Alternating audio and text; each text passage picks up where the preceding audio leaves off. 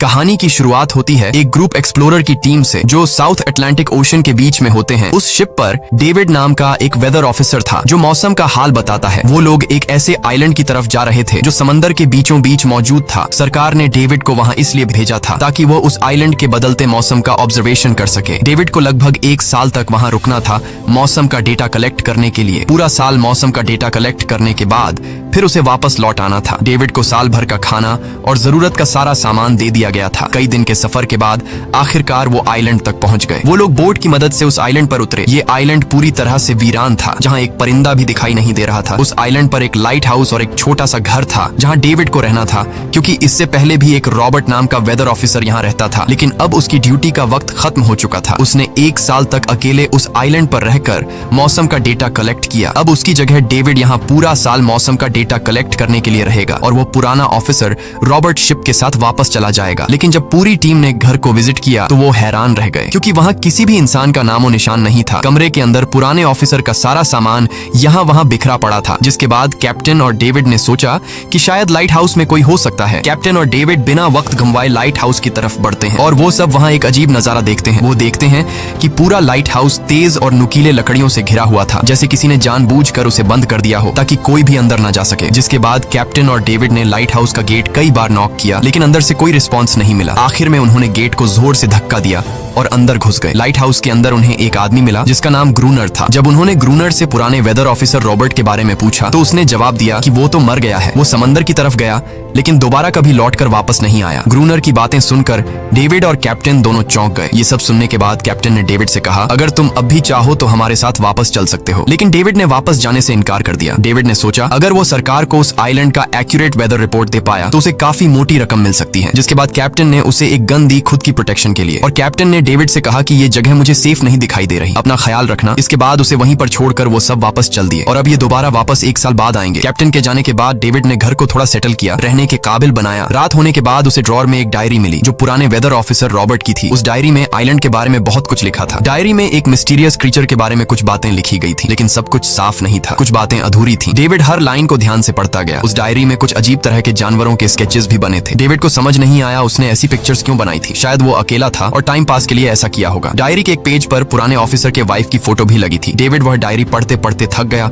और धीरे धीरे उसकी आंख लग गई। अगली सुबह डेविड ने मौसम का डेटा कलेक्ट करना शुरू कर दिया, लेकिन समंदर के पास पहुंचते ही उसके कदम रुक गए। उसने देखा कि चट्टानों के बीच कुछ पत्थर अजीब तरीके से सजाए गए हैं और उनके बीच शेल्स रखे थे अजीब से पैटर्न में। डेविड ने सोचा शायद ये सब ग्रूनर ने किया है। वो ये सोचकर दोबारा अपने काम में लग गया। काम के दौरान जब उसने दूरबीन से लाइट हाउस की तरफ देखा तो उसे ग्रूनर के साथ एक और इंसान भी दिखाई दिया, लेकिन पलक झपकते ही वो गायब हो गया। डेविड ने दोबारा उसे देखने की कोशिश की, लेकिन फिर उसे लगा कि ये उसका वहम है। रात को डेविड अपने काम में बिजी था, तभी दरवाजे पर नॉक हुआ। उसे लगा कि शायद ये ग्रूनर है। डेविड ने उसका नाम पुकारा, लेकिन कोई जवाब नहीं मिला। हाथ में लैंप लेकर जैसे ही डेविड दरवाजे की तरफ बढ़ा तो उसके कानों में कुछ अजीब सी आवाजें गूंजने लगीं, जो किसी इंसान की बिल्कुल भी नहीं थी। और फिर उसने देखा गेट के नीचे से किसी अजीबोगरीब क्रीचर का हाथ अंदर आने की कोशिश कर रहा है। वो इंसान का हाथ बिल्कुल भी नहीं था। ये देखकर डेविड के पांव तले जमीन ही खिसक गई। वो तुरंत बेसमेंट की तरफ भागा और वहां जाकर छुप गया। कुछ ही देर में वो मिस्टीरियस क्रीचर घर के अंदर घुस चुकी थी। वो छुप छुप कर डेविड को ढूंढ रही थी और डेविड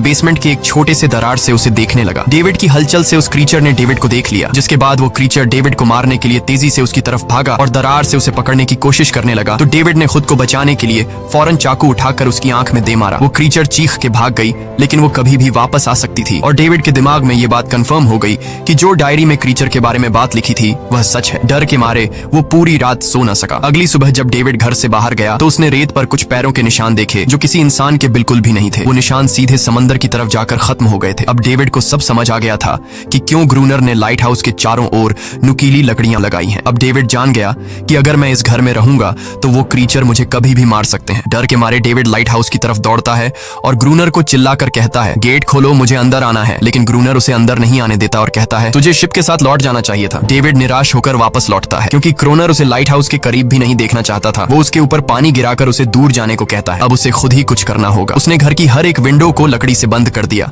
चारों तरफ नुकीली लकड़ियों से घेरा बनाया और गेट के बाहर पुराने कागज और किताबें रखी। फिर उन पर तेल छिड़क दिया ताकि अगर वो क्रीचर वापस आए तो उसे आग से डराकर भगाया जा सके। लेकिन एक बात थी जो डेविड अब तक नहीं जानता था और ये बात उसे आज रात पता चलने वाली थी। खुशकिस्मती से उसे घर के अंदर एक पुराना बॉक्स मिला। उस बॉक्स में एक गन थी और बहुत सारी बुलेट्स। ये देखकर उसे जिंदा रहने की थोड़ी सी उम्मीद मिली। जैसे जैसे सूरज ढलने लगा, डेविड के दिल में डर बढ़ने लगा। कुछ ही देर में चारों तरफ रात का अंधेरा छा गया। डेविड गन हाथ में लिए घर के एक कोने में चुपचाप बैठा था। उसकी दिल की धड़कनें तेज थीं। तभी एक अजीब आवाज सुनाई दी और जब डेविड ने खिड़की से छुपकर समंदर की तरफ देखा तो जैसे उसके पैरों के नीचे से जमीन ही खिसक गई। उसने देखा कि सिर्फ एक नहीं बल्कि पानी में से कई सारी वही अजीबोगरीब क्रीचर्स उसकी तरफ बढ़ रही हैं। कुछ ही देर में वो सब इकट्ठा होकर कमरे का गेट तोड़ने की कोशिश करने लगे। डेविड ने तुरंत गोलियां चलानी शुरू की, जिनमें से कुछ क्रीचर्स गिरकर मर गए। डेविड को लगा कि गोली की आवाज सुनने के बाद वो डरकर भाग जाएंगे, लेकिन अपने साथियों को मरता हुआ देखकर वो और भी ज्यादा गुस्सा हो गए। तब डेविड प्लान बी अपनाते हुए गेट के बाहर रखे कागजों और पुरानी किताबों को आग लगा देता है। आग देखकर वो क्रीचर्स डर के मारे वापस समंदर में लौट गए, लेकिन अब वही आग डेविड के घर तक पहुंच चुकी थी। घर के दरवाजे ने आग पकड़ ली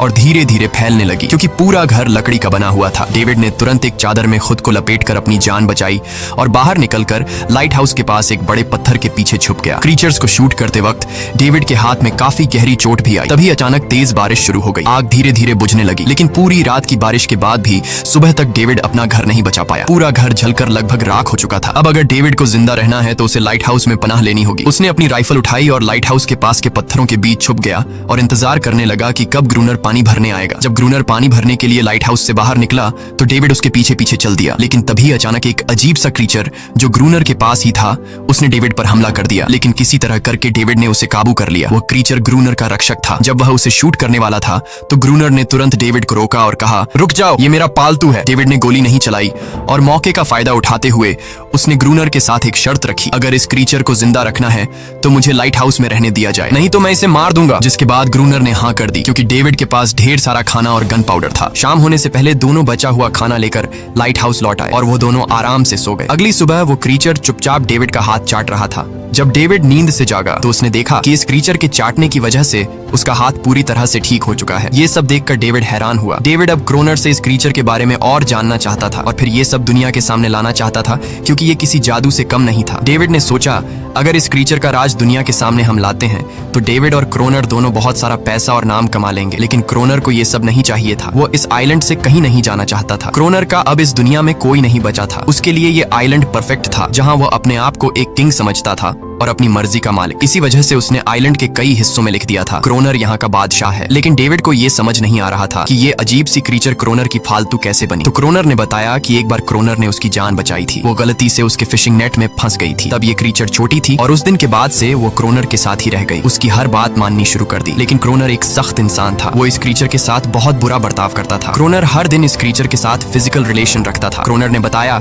कि एक बार इस क्रीचर ने मुझ पर हमला भी किया था और उसके बदले में क्रोनर ने उसे ऐसी सजा दी कि उस सजा के बाद वो क्रीचर अपने आप को क्रोनर की गुलाम समझने लगी। और आप सब भी समझ गए होंगे कि हर रात वो क्रीचर समुद्र से बाहर क्यों आते हैं। वो सभी इसलिए आते हैं ताकि अपने साथी को क्रोनर से छुड़वाकर वापस ले जाए। लेकिन क्रोनर ऐसा नहीं होने देता। वो क्रीचर्स दिन के उजाले में अटैक नहीं कर सकते, क्योंकि सूरज की रोशनी उनकी स्किन जला देती है। डेविड अब यहाँ और नहीं रहना चाहता था। वो किसी तरह से आइलैंड से अपनी जान छुड़ाना चाहता था। खैर, शाम होने लगी और क्रोनर ने उससे कहा, गन लेकर रेडी हो जाओ, क्योंकि वो क्रीचर्स कभी भी हमला कर सकते हैं। वो लाइट हाउस की लाइट ऑन करने के लिए तैयार हो गए और कुछ ही देर में समुद्र से बड़ी संख्या में क्रीचर्स निकलकर बाहर आ गए। वो लाइट हाउस की तरफ बढ़ते जा रहे थे। क्रोनर उन पर लगातार फायर करता जा रहा था, लेकिन डेविड पूरी तरह से डर गया था। वो लाइट हाउस के अंदर की तरफ आने लगा। क्रोनर के बार बार कहने के बावजूद वो बस एक कोने में चुपचाप बैठा रहा और कुछ ही देर में डेविड बेहोश हो गया। क्रोनर पूरी रात अकेला इन क्रीचर्स से लड़ता रहा। अगली सुबह क्रोनर ने गुस्से में डेविड के मुंह पर पानी डालकर उसे उठाया और कहा, अगर तुम्हें जिंदा रहना है तो इनकी जान लेनी होगी, नहीं तो तुम्हें लाइट हाउस से निकाल दिया जाएगा और तुम्हें मेरी हर बात माननी होगी। रोजाना पानी भर कर लाना, लाइट हाउस के छोटे बड़े काम करना और रात को मेरे साथ गार्ड ड्यूटी भी करनी होगी। अब डेविड के पास दूसरा कोई ऑप्शन नहीं था। इसी वजह से ये सब करना उसकी मजबूरी बन गया। डेविड अब क्रोनर की हर बात मानने लगा। लेकिन एक चीज थी जो उसे बिल्कुल भी पसंद नहीं आई। वो ये थी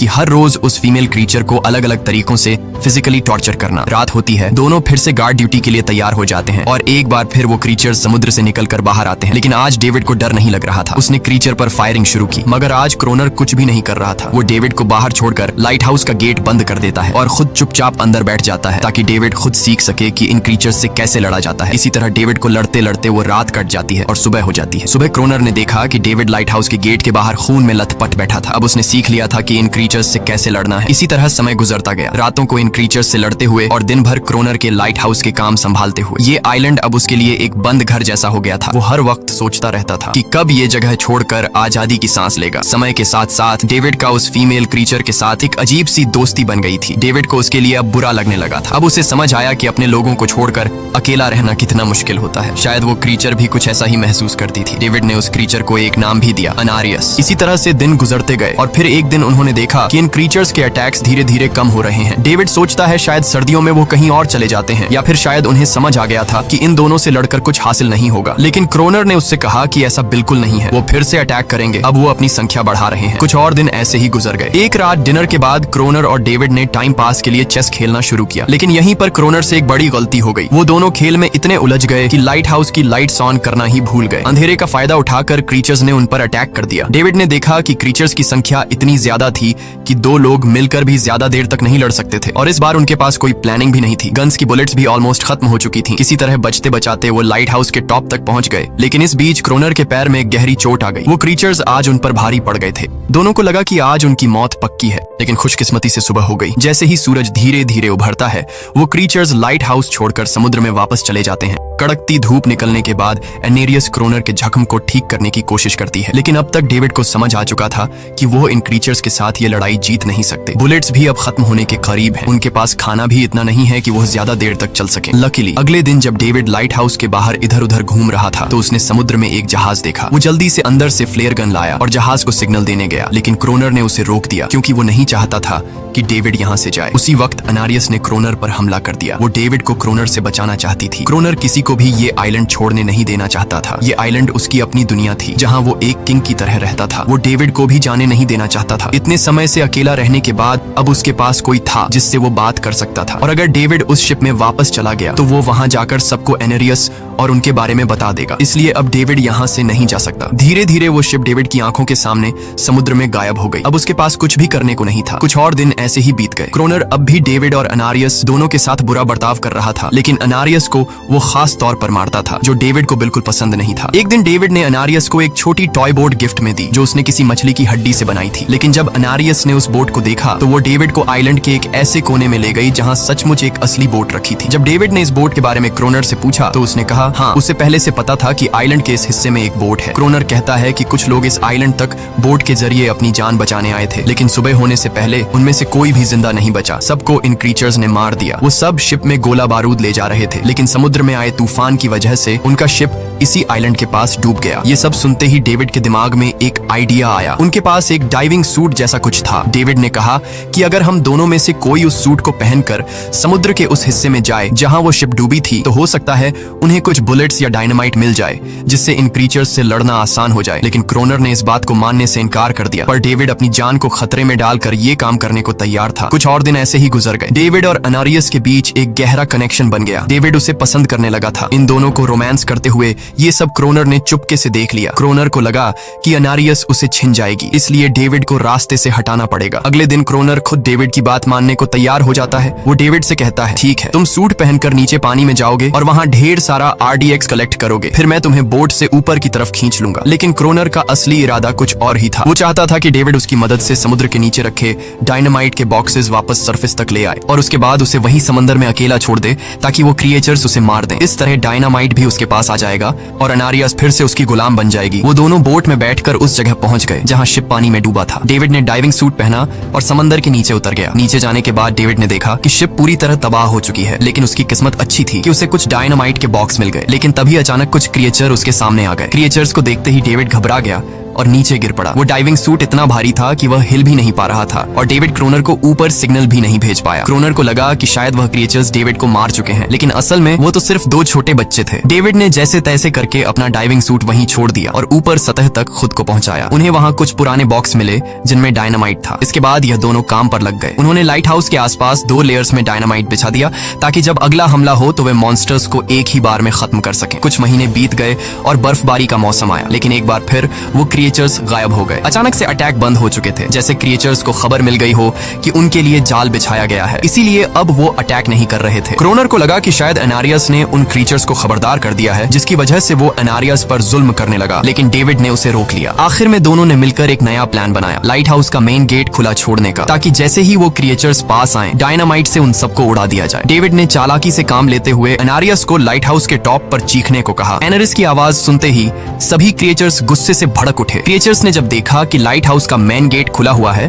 तो उन्हें लगा कि यह अच्छा मौका है एनारियस को छुड़ाने का, लेकिन असल में यह उनके लिए एक चाल थी। कुछ ही देर में वह क्रिएचर समंदर से बाहर निकलने लगे। वे सीधे मेन गेट की तरफ बढ़े और अंदर घुसते ही डेविड पर हमला कर दिया। डेविड भी हिम्मत दिखाता है और क्रिएचर से जान छुड़ा लेता है। जैसे ही वे सभी क्रिएचर लाइट हाउस के पास पहुंच जाते हैं तो क्रोनर डायनामाइट का लीवर दबा देता है, लेकिन ब्लास्ट नहीं होता। असल में डेविड ने उसका कनेक्शन खोल दिया था और क्रोनर उसे दोबारा लगाना भूल गया था। डेविड तुरंत ऊपर भागता है और डायनामाइट का वायर जोड़ना शुरू करता है। तब तक वो क्रिएचर्स लाइट हाउस पर चढ़ने की कोशिश कर रहे होते हैं, जिन्हें सिर्फ अकेला क्रोनर रोकता है। जैसे ही कनेक्शन पूरा होता है डेविड पहला लेयर उड़ा देता है, जिससे कई क्रिएचर्स ब्लास्ट में खत्म हो जाते हैं, लेकिन अभी भी काफी मॉन्स्टर्स लाइट हाउस पर हमला करने के लिए तैयार होते हैं। इस वजह से क्रोनर दूसरा लेयर भी ब्लास्ट कर देता है। दोनों उस जोरदार धमाके में बेहोश हो जाते हैं। अगली सुबह जब दोनों होश में आए तो उन्होंने देखा कि एनारियस वहां नहीं थी। ब्लास्ट में चारों तरफ मरे हुए क्रिएचर्स पड़े थे। क्रोनर उन सबको मार रहा था जो जख्मी हालत में जिंदा बचे थे। तभी डेविड की नजर उनमें से एक के गले में लटके एक नेकलेस पर पड़ी। उस क्रिएचर को तड़पता हुआ देखकर डेविड को उस पर तरस आ जाता है और उसे अपनी गलती का एहसास हो जाता है। जिन क्रिएचर्स को वह अब तक खूंखार समझते आए थे वो भी इंसानों की तरह थे, सिर्फ बोल नहीं सकते थे। लेकिन क्रोनर के लिए यह सब बेकार बातें थी। उस दिन के बाद वह क्रिएचर्स फिर कभी अटैक नहीं कर पाए, लेकिन हर दिन समंदर के किनारे से रोने की आवाजें आती थी। डेविड को अब तक नहीं पता था कि उन्होंने कितना बड़ा नुकसान कर दिया था, कितनी फैमिली टूट गई, कितने बच्चों ने अपने लोग खो दिए, सिर्फ एक गलतफहमी की वजह से। अगले दिन डेविड ने समंदर में उन क्रिएचर्स के कुछ छोटे छोटे बच्चों को देखा, वो सब जिन्होंने अपने परिवार खो दिए थे। डेविड ने पत्थरों का एक गोल सर्कल बनाया और उसके बीच में वह छोटी टॉय बोट रख दी ताकि एनारिस उसे देखकर वापस लौट आए। डेविड ने कई घंटे इंतजार किया, लेकिन एनारिस कभी वापस नहीं आई। सुबह नींद से जागने के बाद डेविड ने देखा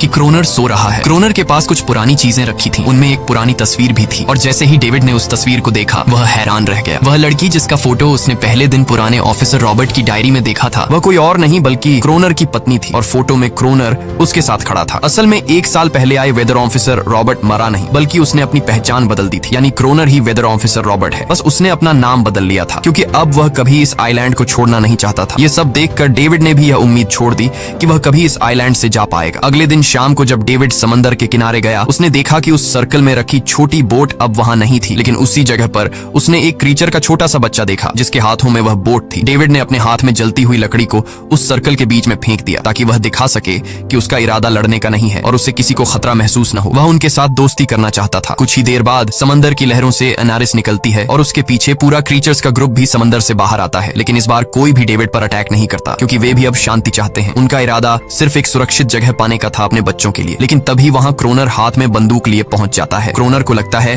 कि अगर शांति हो गई तो उसे सबसे ऊपर होने का एहसास कैसे होगा। डेविड उसे समझाने की कोशिश करता है कि ये क्रीचर्स लड़ना नहीं चाहते, ये शांति चाहते हैं, लेकिन क्रोनर किसी की नहीं सुनता। वो एनारियस से चिल्लाकर कहता है अंदर चली जाओ, लेकिन ये पहली बार था कि एनारियस ने उसकी बात नहीं मानी क्योंकि अब वह उसकी नौकरानी नहीं थी। यह देखकर क्रोनर को लगता है कि अब इस आइलैंड पर उसकी बादशाहत नहीं रही। क्रोनर खुद को अंदर से कमजोर महसूस करने लगता है क्योंकि अब कोई भी उसका हुक्म नहीं मान रहा था। गुस्से में उसने लाइट हाउस की तरफ कदम बढ़ाए। डेविड को लगा शायद क्रोनर को अब समझ आ गया होगा कि हर एक जानवर आजादी चाहता है, कोई भी किसी का गुलाम बनकर नहीं जीना चाहता। लेकिन क्रोनर के सर से बादशाहत का भूत कहां उतरने वाला था। जैसे ही वह लाइट हाउस पहुंचा उसने सिग्नल गन से एक फ्लेयर छोड़ी जो सीधा जाकर एक क्रीचर के बच्चे से टकरा गई। उस बच्चे की तुरंत मौत हो गई। सभी क्रीचर्स डर के मारे भाग गए और एनारियस ने भी डेविड पर अपना पूरा भरोसा खो दिया। गुस्से से पागल डेविड तुरंत लाइट हाउस की तरफ भागता है क्रोनर को सबक सिखाने। डेविड उससे लड़ने लगता है, क्यों किया तूने ये सब, ये लोग तो बस शांति चाहते थे। लेकिन क्रोनर इतना हिंसक हो चुका था कि उसने डेविड को मारने का फैसला कर लिया। वह हाथ में लोहे का रॉड लेकर जैसे ही डेविड पर वार करने जा रहा था, डेविड ने उसे उसके असली नाम से पुकारा और कहा, रुक जाओ रॉबर्ट, तुम खूनी नहीं हो। ये सुनकर क्रोनर एकदम रुक गया। असल में रॉबर्ट ऐसा इंसान कभी था ही नहीं। इस आइलैंड पर आने के बाद अकेले रहने की वजह से उसकी मेंटल हेल्थ बिगड़ चुकी थी। अकेलापन, अपनी पत्नी की मौत और गहरा डिप्रेशन, इन सब ने उसे ऐसा बना दिया था। वह असल में कोई किलर नहीं था, वह एक अच्छा इंसान था। क्रोनर को एहसास हुआ कि ये क्रीचर्स कभी लड़ना नहीं चाहते थे, वे बस शांति चाहते थे। क्रोनर ने उन्हें सिर्फ इसलिए मारा ताकि वह खुद को पावरफुल दिखा सके, और अब क्रोनर को अपनी गलती का एहसास हो चुका था। इसीलिए उसने खुद को उन क्रीचर्स के सामने सरेंडर कर दिया और कुछ ही पलों में उन्होंने उसे मार दिया। डेविड लाइट हाउस के अंदर खुद को लॉक कर लेता है। समय ऐसे ही बीतता चला जाता है और 1 साल बाद आइलैंड पर एक गवर्नमेंट अफसर आता है। साथ में एक नया वेदर ऑफिसर भी होता है है। अब नए गवर्नमेंट अफसर ने इस आइलैंड पर वेदर मॉनिटर की ड्यूटी करनी थी। जब कैप्टन पिछले अफसर के बारे में डेविड से पूछता है तो डेविड भी वही बात करता है कि वह पानी की तरफ गया था लेकिन कभी वापस नहीं आया, और वेदर ऑफिसर को भी लगता है कि डेविड ही क्रोनर है। डेविड ने भी उनकी इस गलतफहमी को ठीक नहीं किया। वह चुपचाप बालकनी पर गया और खड़ा हो गया बिना कुछ कहे, क्योंकि अब वह भी इस आइलैंड को छोड़ना नहीं चाहता था, बिल्कुल क्रोनर की तरह। इसी दौरान एनेरिस भी अपने परिवार के साथ खुश थी। अब उन्हें किसी क्रोनर जैसे आदमी का डर नहीं था। अब वे आइलैंड पर भी और समंदर में भी आजादी से जी सकते थे। इसी के साथ कहानी खत्म हो जाती है। अगर वीडियो आपको अच्छी लगी हो तो हमारे चैनल को जरूर सब्सक्राइब कीजिए।